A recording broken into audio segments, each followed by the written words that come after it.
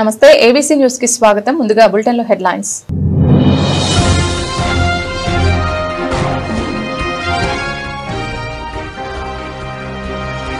జోడు గుర్రాల స్వారీగా రాష్ట్రంలో అభివృద్ధి సంక్షేమం. MLC Somu Veerraju.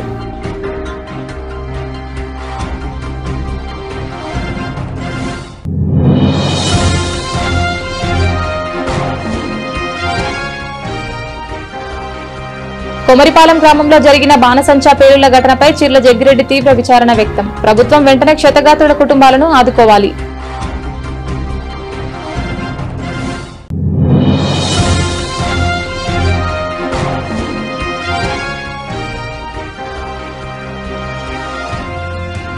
SBI colony park ప్రారంభించిన ఎమ్మెల్యే ఆదిరెడ్డి వాసు. ఎమ్మెల్సీ సోము వీర్రాజు.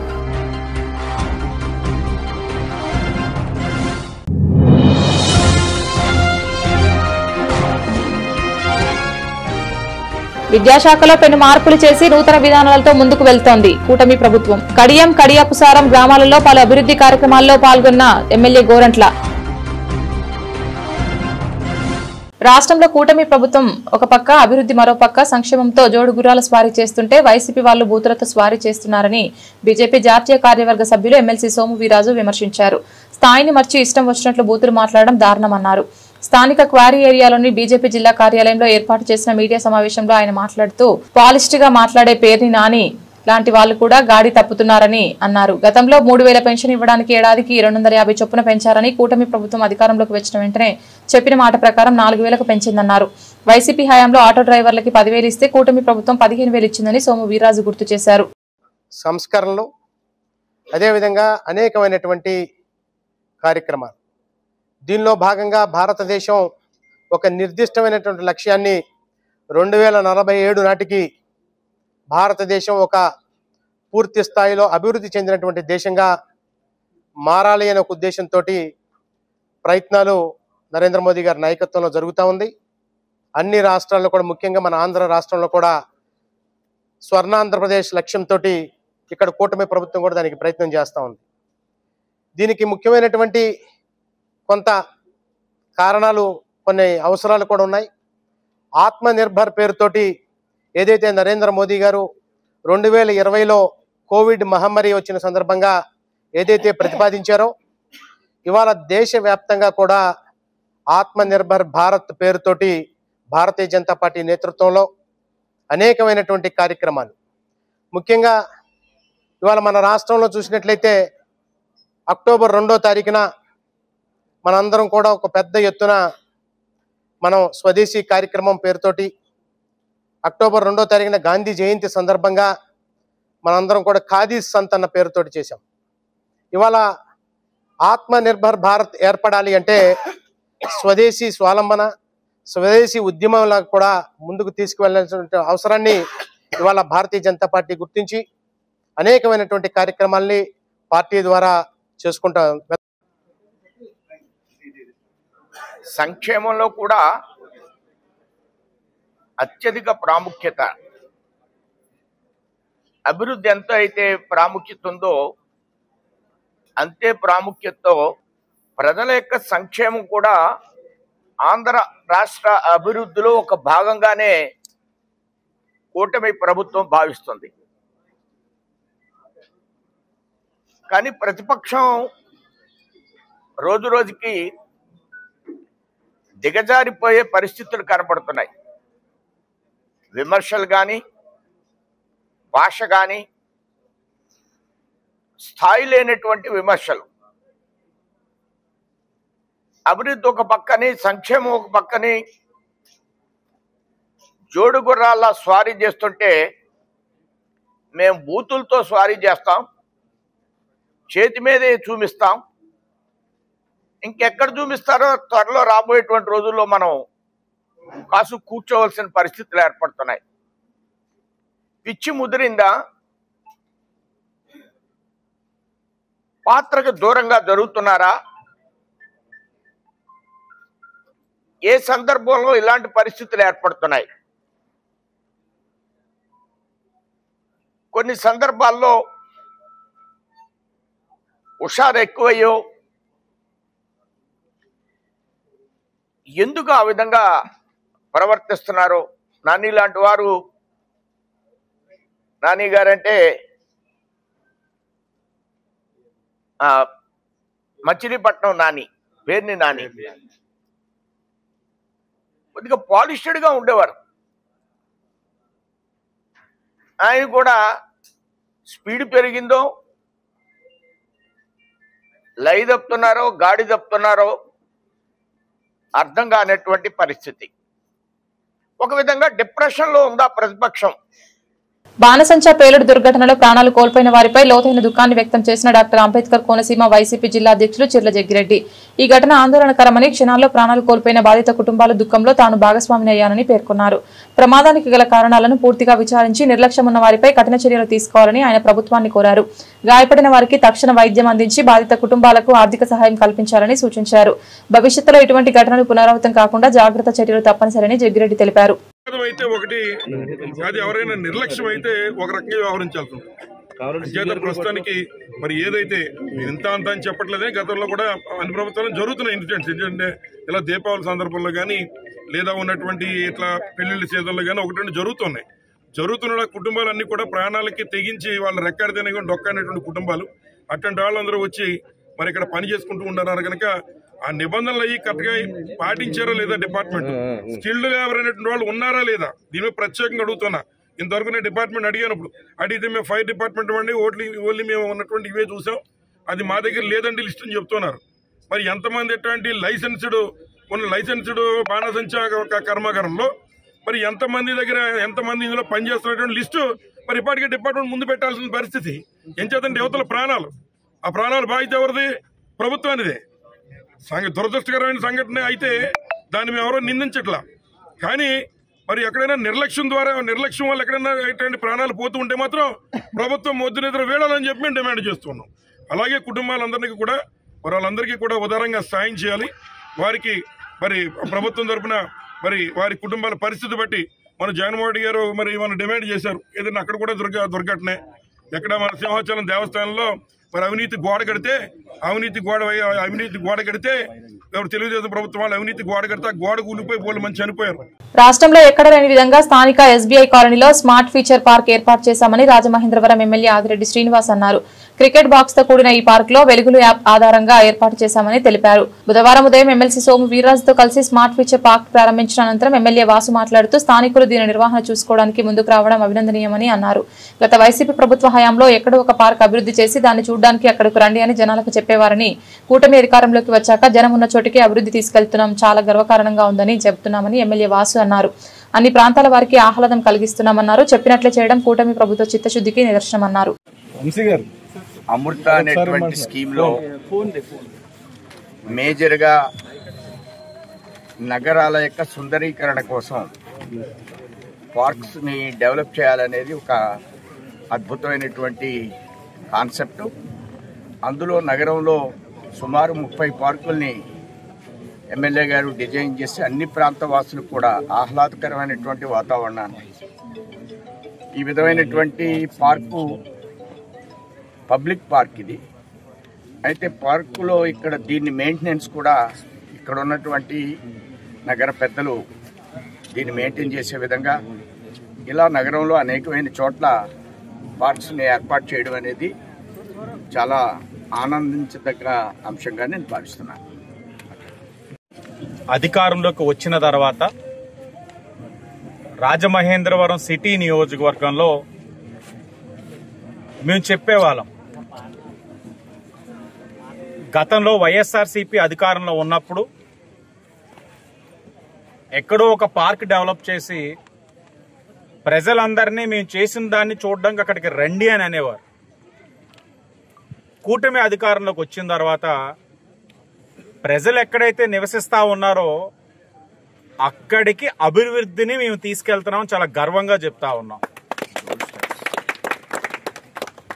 వారి యొక్క డోర్ స్టెప్స్ దగ్గరికి మేము తీసుకెళ్తా ఉన్నాం. ఇది కూటమి ప్రభుత్వం ఒక చిత్తశుద్ధి. ఏదో ఒక కంబాల్ చెరువు పార్క్ చేసేసి నగరంలో పార్కులను అలా చేసాం ఇలా చేసామంటే కాదు. ప్యాకేజ్ 1లో 7 పార్కుల్ని మేము అభివృద్ధి చేశాం. 7 పార్కుల్లో ఒక పార్క్ని ఈరోజు మేము అధికారికంగా పెద్దలు శాసన మండలి సభ్యులు సోము వీర్రాజు గారు, మా కూటమి నాయకులు, స్థానిక ప్రజానికం వాళ్ళందరి యొక్క సమక్షంలో దీన్ని ప్రారంభించుకోవడం జరుగుతూ ఉంది. దీంట్లోని మీరు చూసినట్టయితే మేజర్ హైలైట్స్, ఒక మంచి బాక్స్ క్రికెట్ ఉంది. నాకు తెలిసి రాజమహేంద్రవరంలో బాక్స్ క్రికెట్లో నెంబర్ 1 కింద ఇదే ఉందన్న విషయం మనందరూ కూడా గమనించాలి. అదేదో ప్రైవేట్ సైట్స్లో ప్రైవేట్ ఏజెన్సీస్ నడిపేది కాదు. ఇది కార్పొరేషన్ వారు నిర్మించిన పార్కులో, డెవలప్ చేసిన పార్కులో ఈ బాక్స్ క్రికెట్ ఉందన్న విషయం అందరూ కూడా గమనించాలి. ఇంకోటి షటిల్ కోర్ట్, మరొకటి చిల్డ్రన్స్ ప్లే ఎరేనా, ఇంకోటి outdoor gym, lighting and electrification కూడా చుట్టూ చేయడం జరిగింది. హైమాస్ట్ లైట్స్ కూడా చాలా బాగా ఏర్పరిచారు. Walking track and greenery, walking track కూడా చాలా అద్భుతంగా ఉంది. గ్రీనరీ కూడా చాలా ఆహ్లాదకరంగా ఉంది.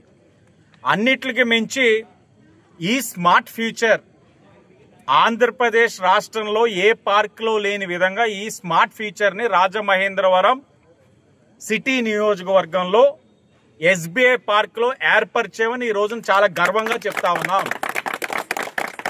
ఈ రోజున ఎమ్మెల్సీగా సోము వీర్రాజు గారు, ఎమ్మెల్యేగా ఆదిరెడ్డి శ్రీనివాస్ అనే నేను ఈ యొక్క స్మార్ట్ ఫ్యూచర్ ని అధికారికంగా ప్రారంభించామని చాలా గర్వంగా చెప్తా ఉన్నాం.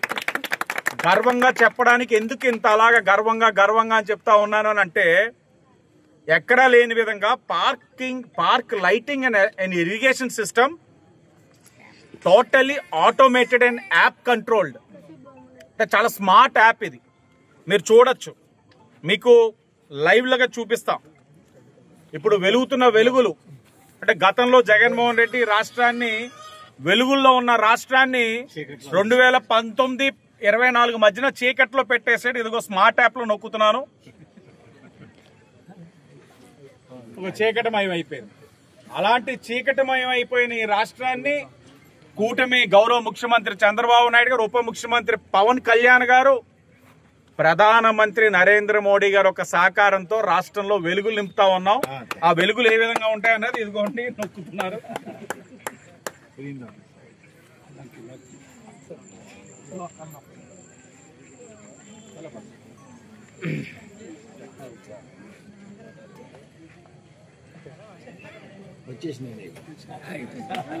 వెలుగులు అంటే totally automated and app controlled.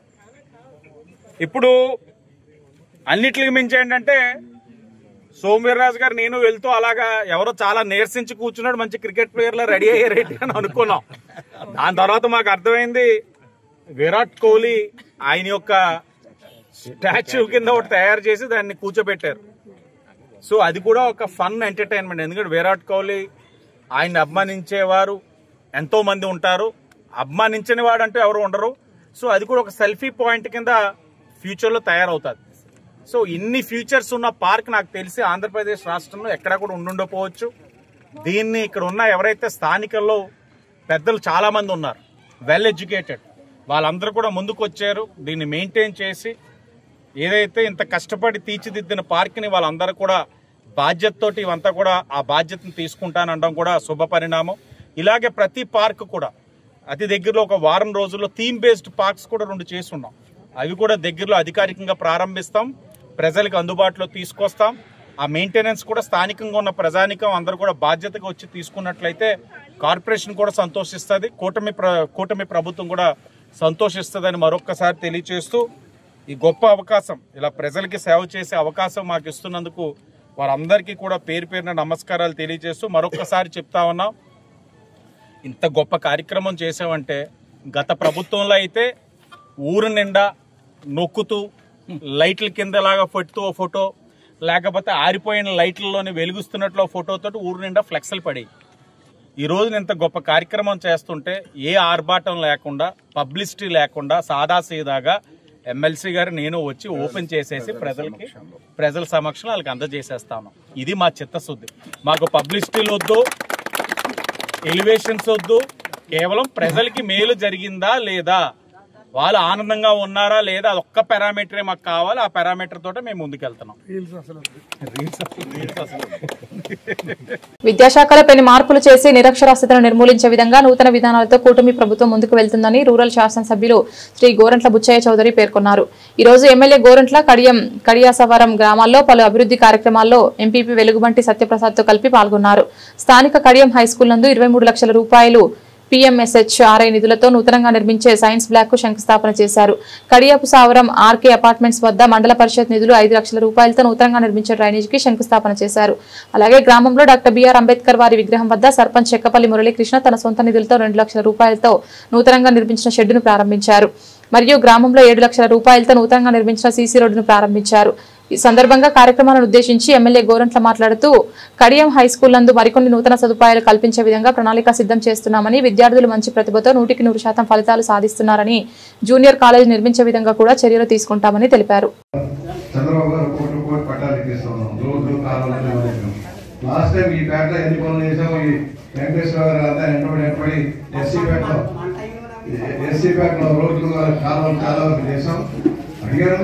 Muralikrishna గారు చాలా కోరికలు ఉన్నాయి. ఆయనకి అక్కడ పూలమంత్ర సంఘం 20 లక్షలు కావాలంటున్నారు. ఎస్సీపేట 20 లక్షలు వచ్చిన గ్రాంట్ వచ్చినట్టుగా చదువుతూ ఉంటాం. ఒక్కొక్కరు చదువుతాం. ఒకేసారి అన్ని చేస్తున్నా నిధులు బాగుంటే నా చేతికి నిండకూడదు. నాకు మరి అలవాటు. బ్రిడ్జి గురించి అనౌన్స్ చేసేయండి అంటారు వెంకటేశ్వర ఆయన టైం పడుతుంది.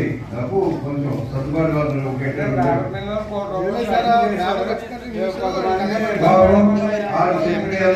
అట్లా మీకు తెలియదు. అదే నేను పడుతున్నాను పెట్టి వాళ్ళు చెప్పినట్టు ఏది రాట్లా. ఇంకా హాస్పిటల్ ఇంకా మన కాలం ఇప్పుడు హాస్పిటల్ వచ్చినప్పుడు తప్పకుండా చేస్తాం. కొట్టపల్లి కాదు ఎస్టిమేషన్ కానీ ఇరిగేషన్ అంటే ఇరిగేషన్ కూడా చేసి ఎస్టిమేట్ చేశాక అదే అక్కడ కూడా కాలంలో అసలు ఏమి లేకుండా ఆ పాటలు పెట్టాలి ఈ పాటలు పెట్టాలి తప్పుడు ప్రచారం చేసినప్పుడు వచ్చినప్పుడు ఏది రేపు రాబోయేది ఇక్కడ ఒక కాలేజీ రాబోతుంది, కేంద్రీయ విద్యాలయం రాబోతుంది, 90 ఎకరాల లేఅవుట్లో హౌసింగ్ రాబోతుంది. దాన్ని బేస్ చేసుకొని బిల్డింగ్ కట్టాలి. దాన్ని మెయిన్ బిల్డింగ్ దాన్ని బేస్ చేసుకోవచ్చు. ఎక్కడ మీరు రాసింది ఎక్కడెక్కడ ప్రయారిటీలు ఉన్నారు. సుభాష్ గారికి చెప్పాం. ఆ ప్లాక్ కూడా కంప్లీట్ చేయమని చెప్తున్నాం. ఆ సుభాష్ గారు కూడా రేపు ఎప్పుడు వస్తారు. ఆ ఇన్ఛార్జి ఆమె కూడా ఒక ఇండెంటేషన్ ఒకటి కాదు 4, 5, 6 ఉంటాయి మైండ్లో. పర్సన్ తగిలించుకొస్తారు. ఏదో నా జేబులో తీసిచ్చినట్టుగా పెడతారు. ఆర్థికంగా బాగుంటే ఎన్నైనా చేయొచ్చు. ఆర్థికంగా రాష్ట్రం బాగుంటే ఎన్నైనా చేయొచ్చు. అప్పటికీ విద్యారంగంలో పెను మార్పులు తీసుకొస్తా ఉన్నారు. ఇవాళ మీరు ఇచ్చారు 4 లక్షల రూపాయలు అవుతుందన్నారు. దీంట్లో GST అన్నిటికీ 18 వేశారు. చాలా ఎగ్జామ్షన్స్ ఉన్నాయి, చూసుకోండి. ఎగ్జామ్స్ ఉన్నాయి, అప్గా చేయటం కాదు. స్కూల్ చిల్డ్రన్ సంబంధించిన చాలా వాటి మీద ఎగ్జామ్షన్ ఉన్నాయి. వాటిని కూడా చేసుకొని 4 లక్షల రూపాయల దాకా దీనికి కావాలని వర్కౌట్ చేస్తాను. దీన్ని ఎలా వర్కౌట్ చేయాలో చేసి దీన్ని కూడా చేస్తే, ఎందుకంటే ఇంటర్మీడియట్ సైన్స్ ఉంది కనుక మనకు ల్యాబ్ అవసరం, ప్రాక్టికల్స్ ల్యాబ్ అవసరం. తప్పకుండా ఈ సంవత్సరం బడ్జెట్లోనే ఏం చేయాలో 4 లక్షల రూపాయలు దీనికి, 10 లక్షల రూపాయలు దాన్ని కూడా ఇచ్చేస్తే హై స్కూల్ చక్కగా నడుపుకునే ప్రయత్నం మీది. ఇవాళ ఒకటి ప్రభుత్వం ఎన్నో ఇబ్బందులు ఉన్నా కూడా కార్యక్రమాలతో ముందుకు సాగుతున్నాం. ఇవాళ చెప్పినవన్నీ అమలు చేసుకుంటూ వెళ్తూ ఉన్నాం. ఇవాళ పెన్షన్లో 4,000 రూపాయలు, 6,000 రూపాయలు, 15,000 రూపాయలు, 10,000 రూపాయలు, 24 రకాల పెన్షన్లు 65 లక్షల మందికి ఇస్తున్నాం. భారత ముఖ్యమంత్రి సాయనిధి మొత్తం 45 మందికి 36 లక్షలు వచ్చింది. మన నియోజకవర్గానికి సంబంధించి ఇప్పుడు కొత్తగా వచ్చింది 45 మందికి 36 లక్షలు వచ్చినాయి. మరలా వస్తానే ఉన్నాయి, భారీగా పెండింగ్ అని క్లియర్ చేసుకుంటూ వెళ్తున్నాం. త్వరలోనే చంద్రన్న బీమా కూడా వస్తే కొంత సమస్య పరిష్కారం అవుతుందని ఆలోచనలో ఉన్నాం. వాళ్ళ విద్యారంగంలో చాలా పెనుమార్పు వస్తున్నాయి. పిల్లలకు ఉద్యోగ అవకాశాలు మెరుగుపడుతున్నాయి. రాష్ట్రంలో 20 లక్షల ఉద్యోగాలు ఇవ్వాలన్న లక్ష్యంలో మన కార్యక్రమం తీసుకున్నాం. పిల్లలు ఏదో రా గ్రాడ్యుయేట్ లాగా బయట పంపడం కాదు, వాళ్ళకి ట్రైనింగ్ ఇచ్చి స్కిల్ డెవలప్మెంట్ చేసి వాళ్ళకి ఉద్యోగాలు కల్పించే లక్ష్యంలో స్కిల్ డెవలప్మెంట్ సెంటర్ కూడా బొమ్మూరులో పెట్టాం. అక్కడ ట్రైనింగ్ ఇచ్చి ఉపాధి లభిస్తే త్వరగా ఉపాధి లభించేలాగా చేయడం. ఇప్పటికి 4.5 లక్షల ఉద్యోగాలు ప్రైవేట్ రంగంలో, ప్రభుత్వ రంగంలో అయింది. మొన్ననే 16,000 మంది ఉపాధ్యాయులు నియామకం చేశాం. 16,350 మంది ఉద్యోగాలు నియామకం చేసి పోస్టింగ్లు ఇస్తున్నారు. ఇవాళ వాళ్ళంతా కూడా ట్రైనింగ్ అయ్యి పోస్టింగ్లు ఇస్తూ ఉన్నారు. అలాగే 6,000 మంది కానిస్టేబుల్ కూడా నియామకం జరిగింది. ఇవాళ ఒక్కొక్క రంగాన్ని ప్రక్షాళన చేసుకుంటూ మనం ముందుకెళ్తున్నాం. ఒకవైపు నిధులు తక్కువైనా కూడా అభివృద్ధి సంక్షేమం 2 కళ్ళుగా తీసుకుని చంద్రబాబు గారి నాయకత్వంలో ఎన్డీఏ కూటమి ప్రభుత్వం పనిచేస్తుంది. మోడీ గారి సహకారం, పవన్ కళ్యాణ్ గారి యొక్క కృషితో రాష్ట్రం ముందుకు సాగుతోంది. లోకేష్ గారు అయితే మానవ వనరుల శాఖ చెప్పారు, అన్ని రంగాల్లో డెవలప్మెంట్ తీసుకెళ్తున్నారు. ఆయన కృషి చాలా విజయవంతంగా ముందుకు సాగుతుంది. విద్యారంగాన్ని ప్రక్షాళన చేస్తూ ఉన్నారు.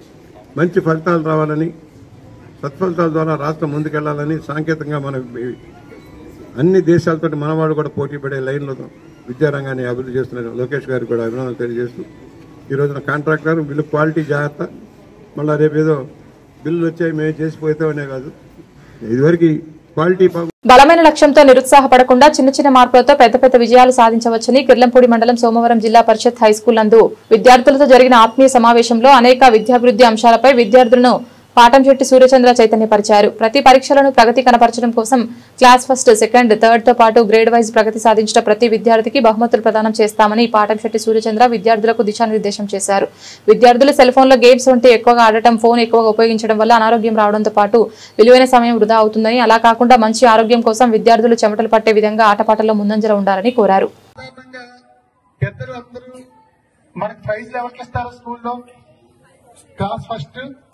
సెకండ్, థర్డ్ అంతేనా? 230 మంది పిల్లలు మన స్కూల్లో చదువుతున్నారు. నా కోరిక ఏంటంటే 230 మంది పిల్లలు ప్రైజ్ తీసుకోవాలి. తీసుకోవడం సాధ్యమేనా? అది నిజంగా చెప్పండి, సాధ్యమా అసాధ్యమా? సాధ్యమేనా? అయ్యో కాదు, సాధ్యం కాదు. ఎందుకు కాదంటే మనం క్లాస్ ఫస్ట్, సెకండ్, థర్డ్ ప్రైజ్లు ఇస్తున్నారు. నేనేమంటాను, క్లాస్ లో ఉన్న ప్రతి ఒక్కరూ ప్రైజ్ తీసుకోవాలంటాను నేను. కానీ ఎలాగ అందరికీ క్లాస్ ఫస్ట్, సెకండ్, థర్డ్ వచ్చేస్తాయా? సాధ్యమా అసాధ్యమా? నేను చెప్పింది అసాధ్యం. చెప్పింది సాధ్యమయ్యి ప్రతి విద్యార్థి ప్రైజ్ తీసుకోవాలంటే ఒకే ఒక్క మార్గం. ఇప్పుడు మనం 5th ఫ్లోర్కి వెళ్తాం కదా, ఇక్కడి నుంచే 5th ఫ్లోర్కి వెళ్ళిపోతామా? ఒక్కో మెట్టు 5th ఫ్లోర్కి వెళ్తామా? నేను చెప్పి ఒక్కో మెట్టు పైకి ఎక్కుతాం, అవునా? ఇప్పుడు నేను చెప్పే అందరూ ప్రైజులు తీసుకునే కాన్సెప్ట్ కూడా దీంట్లో 230 మందిలో A+ పిల్లలు ఉంటారు, A గ్రేడ్ పిల్లలు ఉంటారు, B గ్రేడ్ పిల్లలు ఉంటారు, C గ్రేడ్ పిల్లలు ఉంటారు, D గ్రేడ్ పిల్లలు ఉంటారు, అవునా?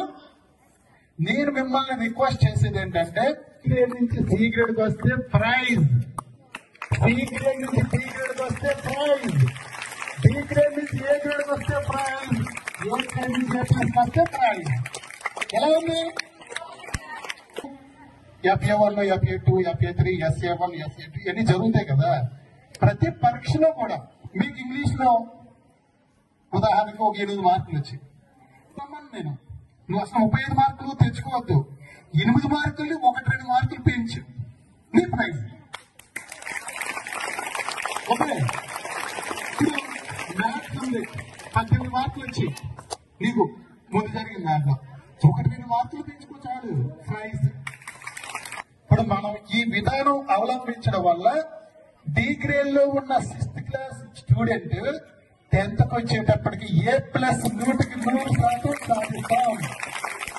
అందులో ఏ మాత్రం సందేహం లేదు, ఇది సాధ్యం.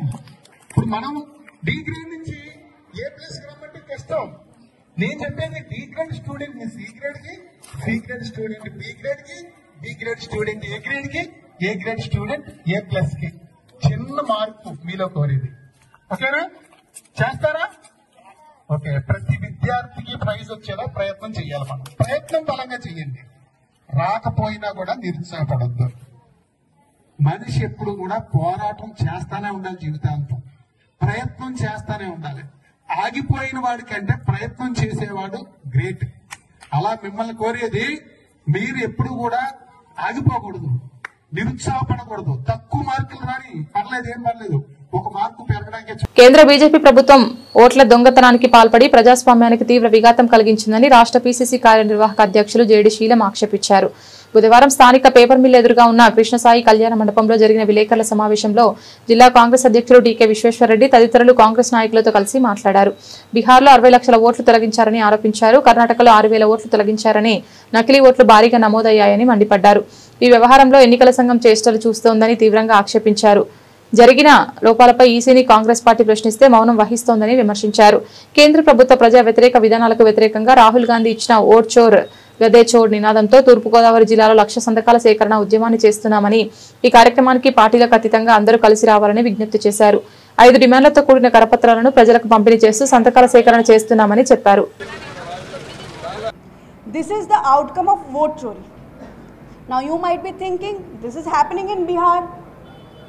It will not affect us in Andhra, but let me remind you, our PCC President Sharmila ji has also gone on agitation simultaneously in Visakhapatnam for the Visakhapatnam steel plant issue, which is towards privatization. It was given by Rajshekhar Reddy ji to the people of Andhra, for the people of Andhra, for the progress of the nation, for building the hands, strong hands of the people of Andhra. But now you all know they are targeting, this government is targeting to give it to whom? I did not mention that. So this vote chori, if it is not taken seriously, it will affect the rights of the people in Andhra also. And why this is happening, how this is happening, I'll explain certain details. If you know, on 7th August, Rahul ji had exposed ఆలంద్ అనేటువంటి కర్ణాటక నియోజకవర్గంలో 6,000 ఓట్లు తీసివేయబడ్డాయి. పక్కనే రాజపుర మహారాష్ట్రలో 6,000 ఓట్లు కలపబడ్డాయి.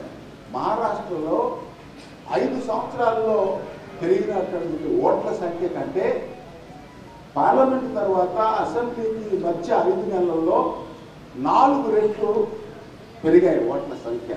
ఈ మధ్య బీహార్లో 62 లక్షల ఓట్లు తొలగించారు. అంటే ఏమిటిది? మీరు దొంగిలించుకొని ఆ వ్యవస్థని నాశనం చేసి దాన్ని మ్యానిపులేట్ చేసి మీరే గెలిచే విధంగా మాట్లాడుతున్నారే. ఒక బీజేపీ నాయకుడు కాదు, 5-6 చెప్పారు ఈ మధ్య పార్లమెంట్లో, మేము వచ్చే 27 వరకు బీజేపీ ఉంటుంది అధికారంలో. అదేంటయ్యా, మరి ప్రజలు ఒప్పుకుంటే మేము అధికారంలో ఉంటాం కానీ అని ప్రధానమంత్రి కానీ హోంమంత్రి కానీ సవరించాల. బులెటిన్ ముగించే ముందు హెడ్లైన్స్ మరొకసారి.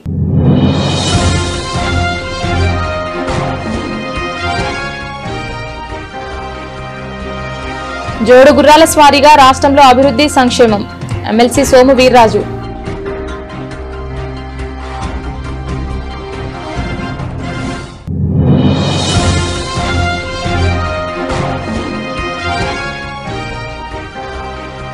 కొమరిపాలెం గ్రామంలో జరిగిన బాణసంచా పేలుళ్ల ఘటనపై చిర్ల జగ్గిరెడ్డి తీవ్ర విచారణ వ్యక్తం. ప్రభుత్వం వెంటనే క్షతగాత్రుల కుటుంబాలను ఆదుకోవాలి.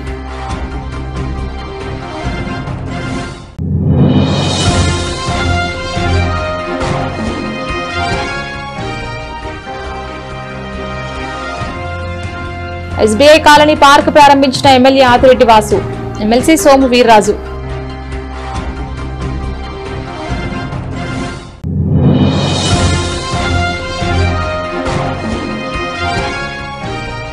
విద్యాశాఖలో పెను మార్పులు చేసి నూతన విధానాలతో ముందుకు వెళ్తోంది కూటమి ప్రభుత్వం. కడియం, కడియాపుసారం గ్రామాలలో పలు అభివృద్ధి కార్యక్రమాల్లో పాల్గొన్న ఎమ్మెల్యే గోరంట్ల. ఇది ఇవాల్టి బులెటిన్. తిరిగి మరొక బులెటిన్ లో మళ్ళీ కలుద్దాం. అంతవరకు సెలవు. నమస్కారం.